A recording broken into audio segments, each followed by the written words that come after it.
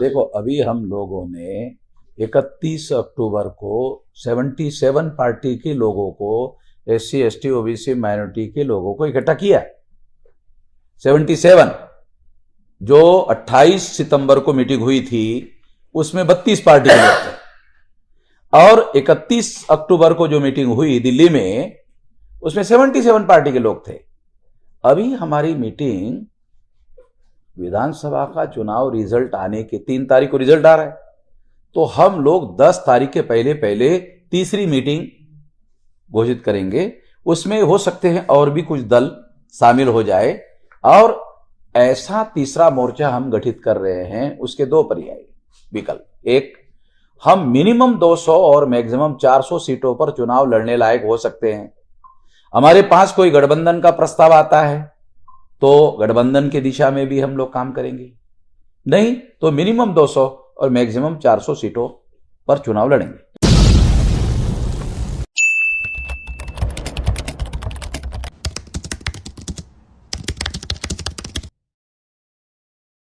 दल भी चलाते हैं, सामाजिक संगठन भी चलाते हैं और सोशल एक्टिविस्ट के रूप में भी आप काम कर रहे हैं। अम्बेडकरवादी होने के नाते आप किस प्रकार से 5 राज्यों के चुनाव को ले रहे हैं? क्या बोल रहे हैं? आप एक राजनीतिक दल भी चलाते हैं, सामाजिक संगठन भी चलाते हैं, एक एक्टिविस्ट के तौर पर भी आपकी पहचान है, सोशल एक्टिविस्ट है, तो आप 5 राज्यों के चुनाव को किस प्रकार से ले रहे हैं? ये 5 राज्यों के चुनाव लोकसभा के चुनाव के पहले हो रहे, इस दृष्टि से इसका महत्व है, क्योंकि अगर इसका रिजल्ट बीजेपी के विरोध में जाता है, जिसकी ज्यादा संभावना है,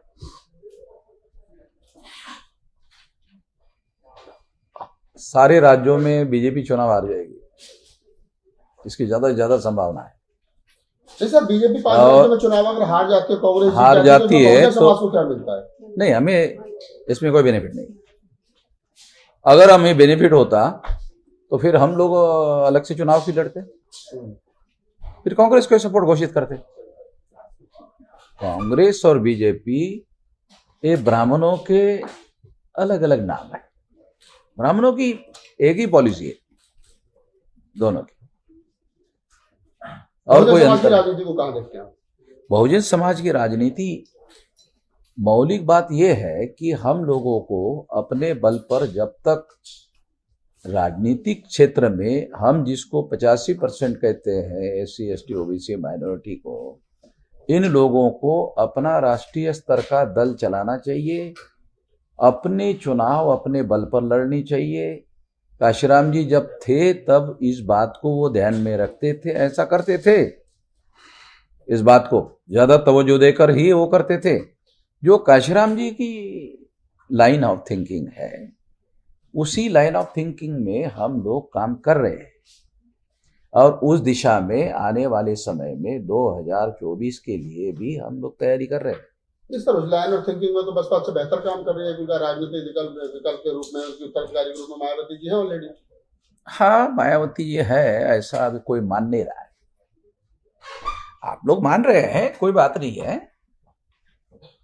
मायावती को बसपा का उत्तराधिकारी मान रहे हैं, मायावती को बसपा का उत्तराधिकारी, हम बामसेफ है ना, ये सारे पैदा करने वाले लोग हम हैं।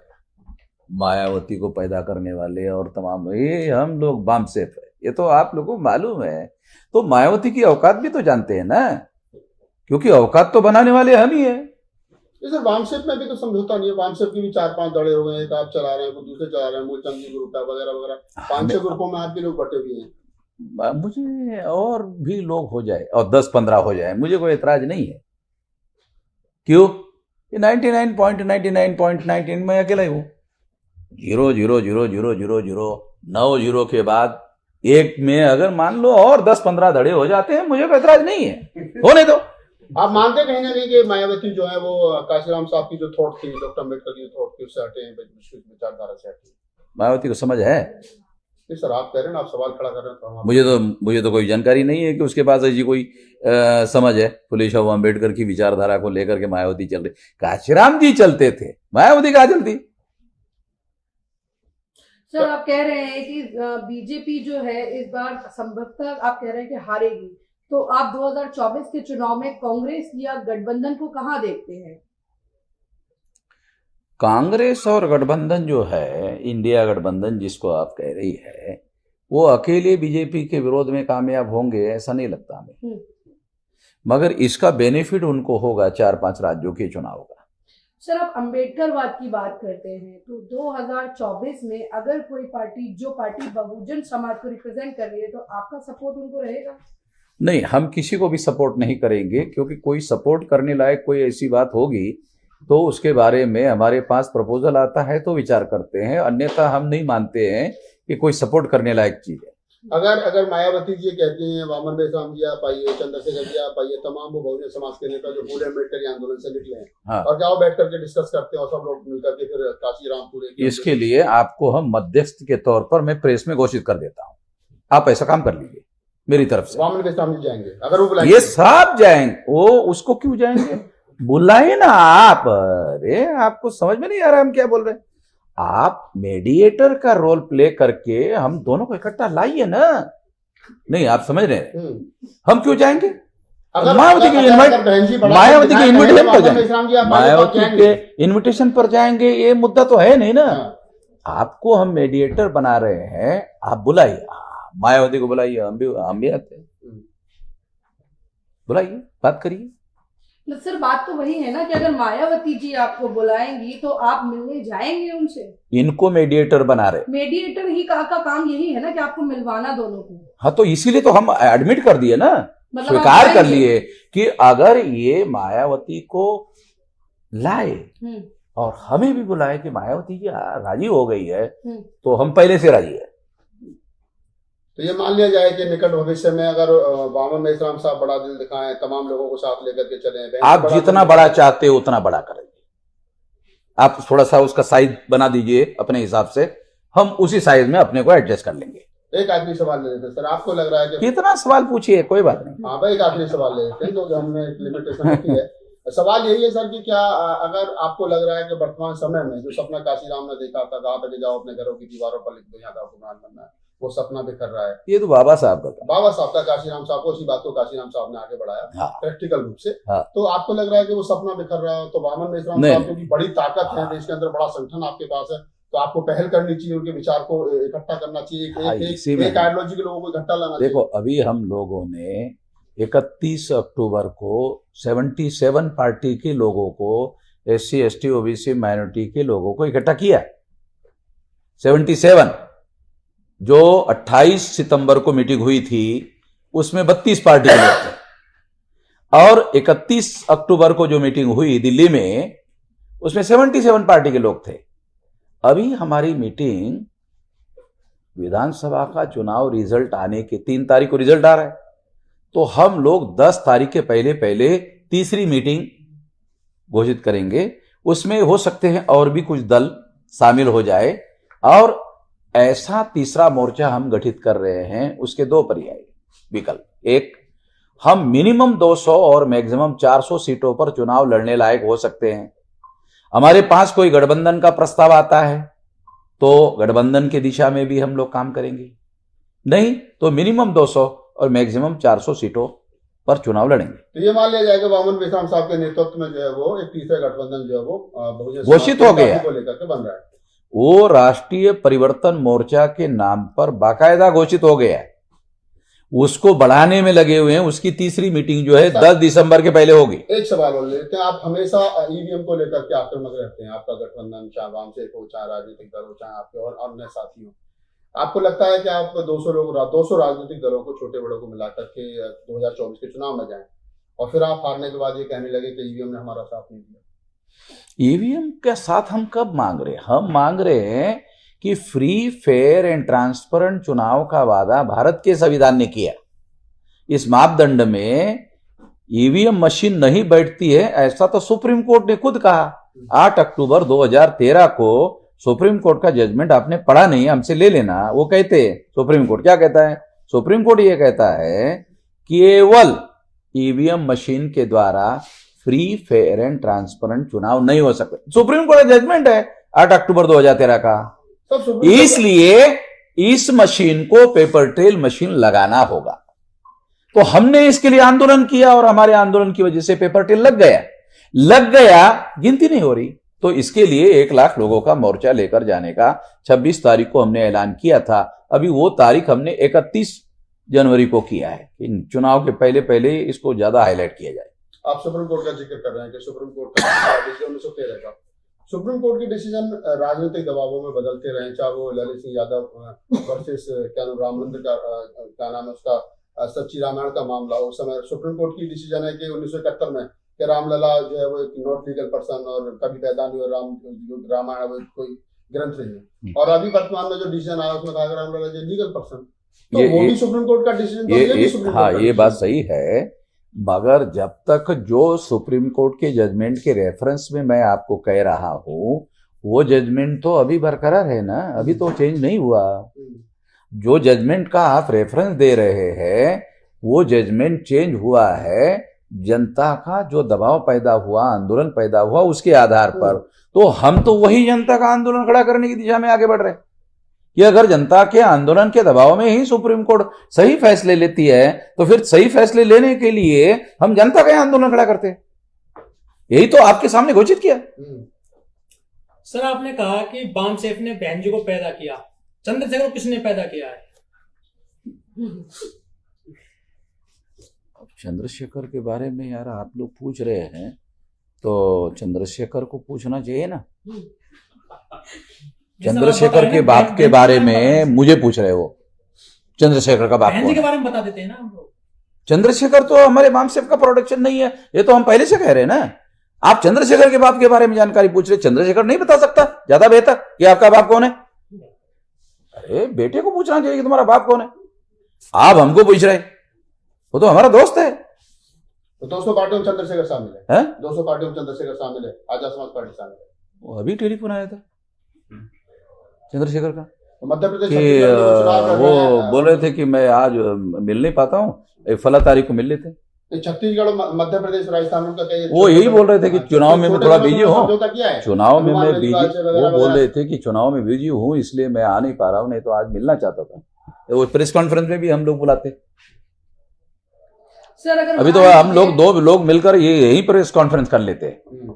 आपको पहले ही इन्विटेशन दे देता हूँ। सर, अगर मान लीजिए कि आप लोग जो राजनीतिक दल आप बता रहे हैं कि हम एक गठबंधन करेंगे, हाँ। और वो इलेक्शन होता है और उसमें आप कुछ सीटों से आगे पीछे हो जाते हैं, आप जीत के नजदीक हो, तो आप बीजेपी के साथ आप उसमें अलायंस करेंगे? देखो, बीजेपी के साथ अलायंस का हमारे सामने कोई मुद्दा नहीं है। हम लोग बीजेपी की जो राजनीति आज चल रही है वो देश हित में नहीं है, वो हम लोगों के भी हित में नहीं है, देश के भी हित में नहीं है। इसके विरोध में हमारा स्टैंड है। और एक कांग्रेस के बड़े प्रवक्ता कहते हैं कि इंडिया गठबंधन मायावती के बिना अधूरा है, बहन जी के बिना अधूरा है। इस पर आप क्या कहेंगे? अब उनको ऐसा क्यों लगता है, ये तो उनको पूछा जाना चाहिए कि अधूरा है तो मायावती को घास नहीं डाल रही, तो हम अकेले लड़ेंगे बोल रहे। ऐसा तो बयान है ना बात, क्योंकि उन्होंने कहा दलित वोट मेरे पास है, ये बहन जी ने कहा है। हाँ नहीं, ये बयान मायावती का है, दलित वोट मेरे पास है, तो ये कहना चाहिए कि दलितों की ठेकेदार मायावती है। शायद 2024 की बात नहीं रहेगी। अच्छा, 13% है आपको वो कह रही है 85% है। 13% है, चुनाव आयोग के रिकॉर्ड से आधार पर बोल रहा हूँ, 13% है बहन जी का। छोटे संगठन बनाकर आप कहीं ना कहीं बहन जी के वोट काटने का काम करेंगे? मतलब बहन जी का साम्राज्य स्थापित हो गया और हम ही कमजोर कर रहे? क्या बात करते हो यार, मुझे तो पत्रकार होकर आप कौन से जमाने में रहते हो समझ में नहीं आता। आप तो ऐसा सोच रहे हो मायावती बन चुकी है प्रधानमंत्री, खामखा हम वामन मेजराम उसकी टांग अड़ा रहे। अगर आप ऐसा पक्का कर दो, अगर आप पक्का कर दो तो मैं लिखवा देता हूं मायावती को प्रधानमंत्री बनने के लिए। मेरे क्या ऐतराज है? मेरा कौन सा जमीन का टुकड़ा खाने वाली है वो? सर, बहन जी 4 बार सीएम बनी है, बड़े सूबे की, उत्तर प्रदेश की, बड़ा है जनसंख्या के हिसाब से। बनाने वाले हम लोग हैं, हमें मत बताओ कैसी बनी है। अरे बनाने वाले हम बामसेफ वाले, काशीराम जी बामसेफ के राष्ट्रीय अध्यक्ष थे, हम लोग बनाने वाले, हमको मालूम है कैसी बनी है मायावती। हमने बनाया। बस्ता के लोग कहते हैं कि वामन मेश्राम का जो ग्रुप है उनकी खुद की ताकत है पार्षद जिताने की नहीं है, और बहन जी पर निशाना साधते हैं। काय के लिए चिंता कर रहे? फिर हम कोई पार्षद चुनाव जितवाने लायक नहीं है, काहे को चिंता कर रहे तो कह रहे गठबंधन बना रहे 200 पार्टियों का। अरे तो इसमें क्या ऐतराज है? अब तो लोगों को इकट्ठा कर रहे हैं कि नहीं कर रहे भाई? अब 200 पार्टियों का अगर मान लो गठबंधन बनाते हैं तो इसमें लोगों का क्या ऐतराज है? इकट्ठा कर रहे हैं ना, लोगों को इकट्ठा कर रहे हैं। आपके साथ जितनी पीसी होती है सब में बहन जी को टारगेट किया जाता है, इसके पीछे मुख्य वजह क्या है? अगर आप लोगों ने बहन जी का सवाल नहीं उठाया होता तो हमने टारगेट किया होता? आप तो चाहते हैं कि ये सवाल उठाया जाए और हमने टारगेट करे और फिर हमारा वो क्या बोलते हैं टीआरपी बन जाए। अरे यार, ये मैं पत्रकार हूं, बाद में किसी संगठन का ये हूं। कोई सांसद विधायक नहीं सर, आपका बहन जी को टारगेट करते हैं आप। बड़ा उनका बहन जी ने ऐलान किया है कि परशुराम का पुतला खड़ा करने वाली है। वो पॉलिटिकल क्या आप मानते हैं कि वो तो बीएसपी क्या का political? ब्राह्मणीकरण हो गया क्या सर? हाँ हो गया। कैसे? हाँ बीएसपी का ब्राह्मणीकरण हो गया है क्योंकि ब्राह्मण उसके फैसले कर रहे हैं, उसके फैसले ब्राह्मण कर रही है और उसके फैसले प्रो ब्राह्मण होते हैं, प्रो ब्राह्मण। सर जो दलित है बीजेपी में, क्या वो दलितीकरण कर रहे हैं बीजेपी का? जो हाँ। बड़े पदों पर औकात वाले लोग होते हैं, करते हैं, औकात होनी चाहिए ना। ब्राह्मणों की औकात है, वो जहां जाते हैं वो पॉलिसी फ्रेम करने पर ज्यादा ध्यान देते हैं। हर पार्टी में जहां अकेटा ब्राह्मण रहेगा वो पॉलिसी निर्धारित करने पर ध्यान देता है। उनको मालूम है ना, ये पार्टी में हमारी संख्या नहीं है तो पॉलिसी को कंट्रोल करना चाहिए। हम जानते हैं ना, ब्राह्मण किसी भी पार्टी में जाएगा तो हर पार्टी में प्रवक्ता बन जाता है, हर जगह मीडिया इंचार्ज बन जाता है। हाँ मतलब वो ये आप लोगों को यार सर आप बहुत चल। बड़ा चल, ओवर। हाँ? एक सवाल लेना है। हाँ। सर आप बार बार एक शब्द यूज कर रहे हैं, औकात होनी चाहिए, औकात होनी चाहिए। इसका किस संदर्भ में आप बात कर रहे हैं? देखो, औकात का मतलब होता है कि किसी भी विषय पर अगर आपके पास कोई शक्ति है, ताकत है, तो वो शक्ति और ताकत के हिसाब से ही तो बात होगी ना। तो जिस आदमी के पास संगठन शक्ति की औकात होगी, ताकत होगी, शक्ति होगी, उसी हिसाब से उसी लेवल की बात करेगा कि नहीं करेगा। तो मतलब ब्राह्मण इंसान हैं, वो बड़े हैं, दलित इंसान नहीं है? नहीं, हम ये कह रहे हैं कि ब्राह्मण को हम इंसान से बड़ा मानते हैं क्योंकि वो ये ऐसा ही मानते हैं। हमको तो इंसान ही नहीं मानते। SC ST OBC को उनके सारे धर्मशास्त्रों में इंसान कहाँ मानते हैं? वो नहीं मानते ना। अब ये विषय पर तो सब लिखा हुआ है पुराणों में। Thank you so much. धन्यवाद।